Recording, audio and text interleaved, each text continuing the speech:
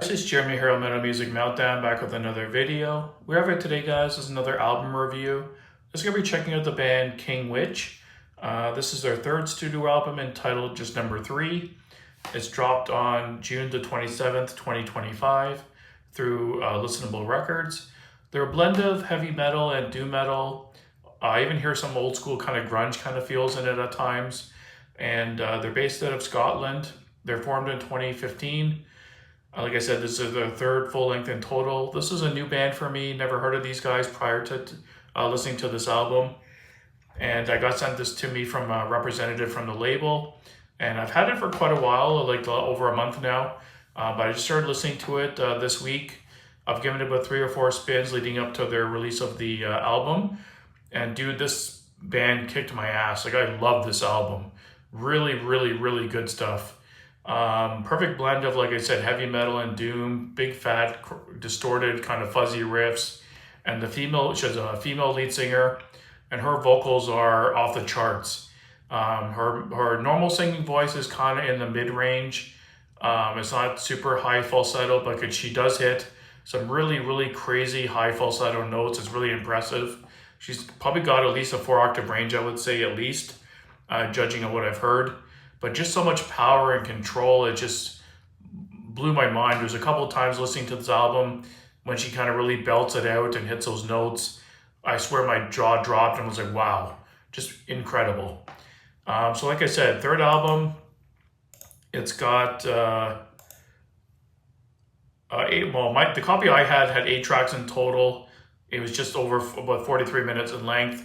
But seeing on Metallum here, there's like a Soundgarden cover at the end, Jesus Christ Pose. But I didn't, on the version I was sent, at least I didn't have the cover at the end of it, so I didn't hear the cover, to be honest. So I can't really remark on that. So I'm just going on the 8 original material album. Starting with the artwork, pretty cool artwork, cool logo, pretty enticing, kind of fitting to the type of music.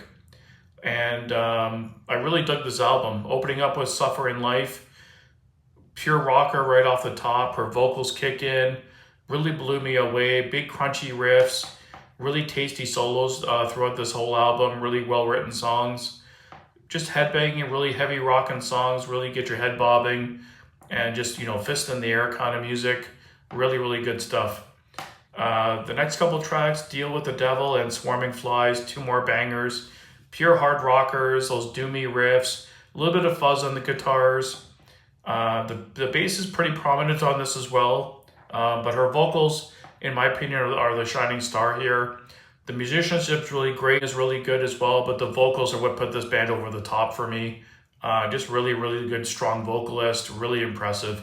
If you've ever heard the band Tower from New York, she has a similar voice to her. She has like a timbre in her voice. It's very powerful. Very similar style to the lead singer in Tower. If you want to kind of to compare it to somebody, but really, really good vocalist. Going down the list here of songs, Sea of Lies was one of the songs that really showcased her power and her just belting it out like unhinged and just kind of going for it kind of thing. And if you really want to check out her vocals, check out that song. Really, really cool. And it really showcases her vocals really well. Behind the Veil, 6-minute song, starts off kind of slow, kind of acoustic-y for the first couple of minutes. And then it has like a really nice, clean, really tasteful guitar solo around the 2 or 3 minute mark. And that kind of leads into the end where it builds into this like really punching guitars, and the drums kick in and goes heavy and very bombastic again, with her like belting the vocals and really, really hammering it out.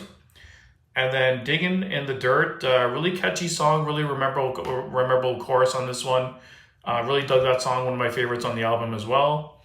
Little Witch was like a shorter 3.5 minute song, very more slow and acoustic-y. I dig this song. It really showcases her control and her vocal abilities. Some nice little riffs and stuff in here, acoustic-y work. But I would prefer a more rock and heavy song, if I'm being honest. Not that it's a bad song, I really dug it still, but I would have preferred just another heavier song, just on my preference. And then the last song, Last Great Wilderness.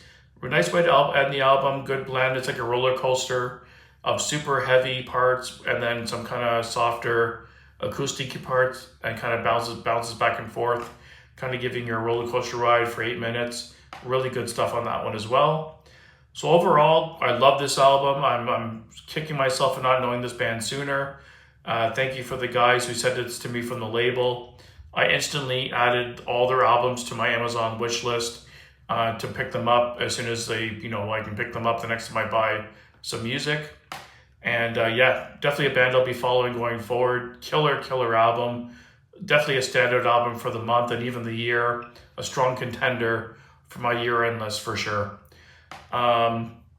Standout songs for me would be "Deal with the Devil," "Swarming Flies," "Sea of Lies," "Digging in the Dirt." I think those are my kind of favorites. But all the songs are pretty good. There's not really a weak song on the album. Production's really good. It's really heavy. The guitars are crunchy. The drums are pounding. Her vocals soar to the heavens. They look really crisp and powerful. Really good production on the album as well. Really good songwriting. Not really much bad to say about the album, like I said.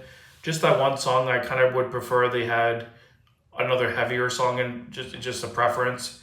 But the song is good overall. I would just prefer another heavier song. So if you like bands like Black Sabbath, Candlemass, if you like, even like I heard a lot of like Alice in Chains and kind of even Soundgarden, they did a cover, so I'm not really surprised they did a Soundgarden cover.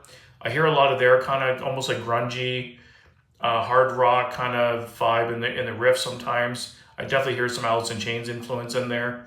But yeah, Sabbath, kind of doomy, fuzzy riffs, old school Sabbath. Really good band. If I could give this album a ranking out of 10, easy 9 out of 10, maybe 9.5. It's right up there, guys. It's a really good album. So if you haven't listened to these guys, please go check them out. Give them the follow on Instagram and check out their album. You won't be disappointed. You'll love it. So thanks for watching, guys, and stay tuned. I've got 2 or 3 more reviews coming up in the next few days, and I'll also have my top 5 albums of June coming up in the next couple days as well. So stay tuned for those. And thanks for watching, guys, and keep it metal.